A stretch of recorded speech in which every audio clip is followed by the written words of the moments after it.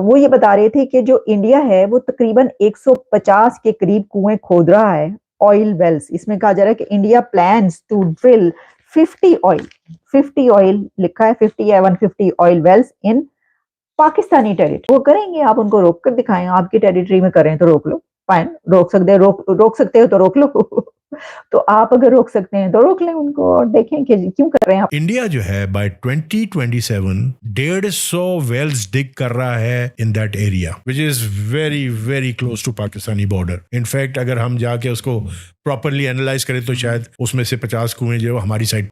तो मतलब ये कि जो इंडिया है वो हर जगह पर छाया हुआ है, ऐसे ही नजर आ रहा है। देखिए, इस वक्त जो किरबी साहब ने जो प्रेस कॉन्फ्रेंस में इंडिया को कहा कि वो हमारा स्ट्रेटेजिक पार्टनर रहेगा, ये उनकी मजबूरी है ये कहना। उसकी वजह ये है, उस पर भी बात करेंगे और हमास के हवाले से भी खबर है, उस पर भी बात करेंगे। साहिब साहब सर फरमाइएगा कि ये कहना अमेरिका की तरफ से कि की स्ट्रेटेजिक पार्टनर है और बड़ी तफसीली इसके ऊपर गुफ्तगू फरमाई है उन्होंने, तो मतलब ये कि जो इंडिया है वो हर जगह परेशान कुन है। सेक्रेटरी ओवरसीज पाकिस्तानी ने इंकशाफ किया है कि बैरून मुल्क गिरफ्तार 90% भिखारी पाकिस्तानी होते हैं, ये उम्रा वीजे पर भीख मांगने जाते हैं और जेलें भरी हुई हैं। ये खूबसूरत जुमला ना, हम एक आजाद मुल्क है, क्या हमें भीख मांगने और भूखा मरने की भी आजादी नहीं? क्यों?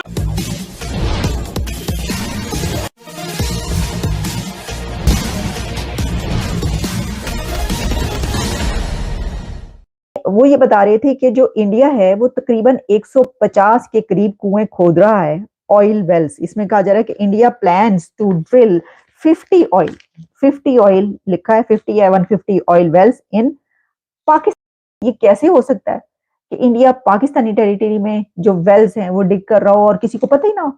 और अगर पता है तो कह रहे हाँ जी कोई गल नहीं, तुसी कोई हमसाए हैं, हक है, हमसायों का हक होता है खोदने दे। ये कर रहा पाकिस्तान, ऐसा तो नहीं हो सकता। हम तो केकड़ा केकड़ा करते रहे और हमारे जो थे पॉलिटिशियंस भी और इंटेलेक्चुअल्स भी और ब्यूरोक्रेट्स भी सब कह रहे थे बस जी अब तो दुनिया बदल जाएगी, अब तो पता नहीं क्या हो जाएगा। इंडिया जो है बाय 2027 150 वेल्स डिग कर रहा है in that area which is very very close to Pakistani border. In fact अगर हम जाके उसको प्रॉपरली एनालाइज करें तो शायद उसमें से 50 कुएं जो हमारी साइड पर ही होंगे। तो ये हमारा जो है वो हाल है कि हम उधर जाके एक वेल खोद के और हम ये समझ रहे थे कि हम दुनिया बदल देंगे। भाई आप जिस जगह पे ऑयल है ये सारा, तो मतलब ये कि जो इंडिया है वो हर जगह पर छाया हुआ है, ऐसे ही नजर आ रहा है। देखिए, इस वक्त जो किरबी साहब ने जो प्रेस कॉन्फ्रेंस में इंडिया को कहा कि वो हमारा स्ट्रेटेजिक पार्टनर रहेगा, ये उनकी मजबूरी है ये कहना। उसकी वजह ये है कि एक तो 5th लार्जेस्ट इकोनॉमी दुनिया की, नंबर 2 ये कि जो भारतीय डायस्पोरा है, जो उनका इन्फ्लुएंस है इस वक्त वॉशिंगटन डीसी में, वो या अगर ज्यादा नहीं है इजराइल से तो उससे कम भी नहीं, मैं इसको इस तरह कहूंगा। तो इस वक्त अमेरिकन की मजबूरी है कि वो भारत के साथ चलें, चाहे जैसे भी चले। मैं यहाँ पे ये मजबूरी का लफ्ज इसलिए इस्तेमाल कर रहा हूं, आपको शायद याद होगा आज से कुछ अर्सा पहले इन्होंने उनको यूनाइटेड नेशन प्लस की मेंबरशिप ऑफर की थी, which India turn it down. लेकिन उससे रिलेशनशिप उनके खराब नहीं हुए थे। वो इस वक्त दुनिया में देखा है, मैं समझता हूं कि India is the only rising power है जो अपनी टर्म्स पर रिलेशनशिप चलाता है, और किस खूबसूरती से चला रहा है। अब देखें, ईरान से वो रशिया से तेल भी लेते रहे, उनसे S-400 भी ले लिया उन्होंने। टर्की लेता गया S-400 तो उस पर फॉरेन सैंक्शन लगा दी गई।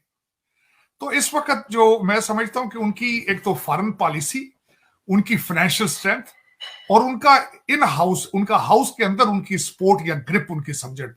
देखिए, आपकी दुनिया में पिजराई या इज्जत तब होती है जब आपके साथ आपके मैसेज साथ हो, आपके पास एक ह्यूज मैंडेट हो, आपकी इकोनॉमी स्ट्रांग हो, ये सारी चीजें तब होती हैं। तो मेरे ख्याल में इसकी बहुत बड़ी मिसाल है। इसके साथ ही करबी साहब ने एक और भी स्टेटमेंट दी है जो परेशान कुन है। सेक्रेटरी ओवरसीज पाकिस्तानी ने इंकशाफ किया है कि बैरून मुल्क गिरफ्तार 90% भिखारी पाकिस्तानी होते हैं, ये उम्रा वीजे पर भीख मांगने जाते हैं और जेलें भरी हुई हैं।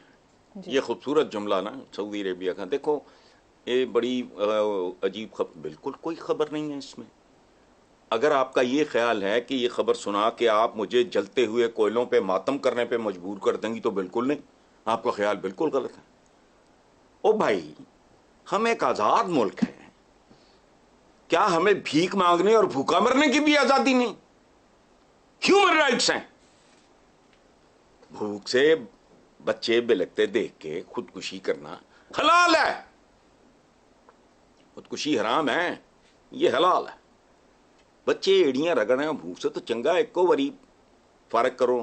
अच्छा, यहां रिश्वत लेने की आज़ादी है। देखो ना, आज़ाद मुल्क की आज़ादियां देखो, भूखा मरने की, बेरोजगार रहने की आज़ादी, रिश्वत लेने की, मिलावट करने की, जाली दवाएं अभी जो आया है, और लोगों की बीनाई खा गए और बचाने की कोशिश हो रही। वो रशिया से तेल लें, चाहे ये उस पर सैंक्शंस लगाएं रशिया पे, चाहे जो मर्जी करें, लेकिन इनकी मजबूरी बन चुकी है। वो सारी साहब यहाँ तक कहा उन्होंने, जॉन किर्बी साहब ने, कि ये जो है, जो हमारी स्ट्रेटेजिक पार्टनरशिप है और कितना वो इम्पोर्टेंट है हमारे लिए। जब नरेंद्र मोदी साहब अमेरिका आए थे तो आपने देखा नहीं था, उन्होंने कहा आपने देख तो लिया कैसे उनको वेलकम किया गया, इसके बाद कुछ कहने की जरूरत क्या है, ये कहा है उन्होंने। मैं समझता हूँ जो प्रोटोकॉल मोदी साहब को दिया गया था जब वो आए, आज तक मैंने नहीं देखा किसी दूसरे प्रेसिडेंट को इतना प्रोटोकॉल दिया गया। हालांकि जो बाइडेन है वो बीमार से हैं, वो चल फिर नहीं सकते। अब अंदाजा लगाए अगर वो चल फिरने के काबिल होते तो वो किस तरह नाचते इनके आगे पीछे। तो वो ये बिल्कुल उनकी बात ठीक है कि इंडिया जो मर्जी करे उनके रिलेशन। अब अमेरिका की मजबूरी है उनके साथ चलना, और जिस तरीके से भारत ने उनके जेहन में ये डाल दिया है कि हमारे बगैर you are zero in front of China, हमारे बगैर you are zero in close to Taiwan. और उसमें मैं आज एक और बल्कि चीज पढ़ रहा था कि इसमें फंस गया जाके फलस्तीन में और इजराइल के साथ। तो अकॉर्डिंग टू इनका जो पिछला अगर देखा जाए, जो इनके थिंक टैंक थे, जो इनके एडवाइजर थे, वो अमेरिका को ये कह रहे थे कि तुम छोटे कॉन्फ्लिक्ट से निकल के बड़ी चीज के पीछे जाओ। मकसद ये था कि आप ये छोटे कॉन्फ्लिक्ट से निकल के चाइना के पीछे जाओ, लेकिन किस बुरे तरीके से। पाकिस्तान की खुफिया एजेंसी आईएसआई हो या फिर पाकिस्तानी सेना, वे पाकिस्तान के अंदर हो रहे आतंकी हमले में फंसे हुए हैं, अफगानिस्तानियों को पाकिस्तान से भगाने में लगे हुए हैं और साथ ही खेती करने में लगे हुए हैं, क्योंकि अभी पाकिस्तानी सेना खेती का भी धंधा शुरू किया है। वैसे तो पाकिस्तानी सेना पहले से ही 55-56 धंधे यानी चिप्स से लेकर घर बनाने तक रियल एस्टेट का बिजनेस करती रहती है। तो पाकिस्तानी सेना को फुर्सत कहाँ है कि वह यह देख सके कि उसकी सीमाओं में क्या हो रहा है, कौन घुस रहा है, कौन जा रहा है। और जब इससे भी पेट नहीं भरा तो अब वे अपने लोगों को, जो राजनीतिक नेतागण हैं, उनका टेप रिकॉर्ड कर रहे हैं, उनके अंतरंग घर के भीतर के वीडियो बना रहे हैं। जबकि आतंकी हमले कर रहे हैं, वे कैसे बातचीत करके एक दूसरे से कोऑर्डिनेट कर रहे हैं।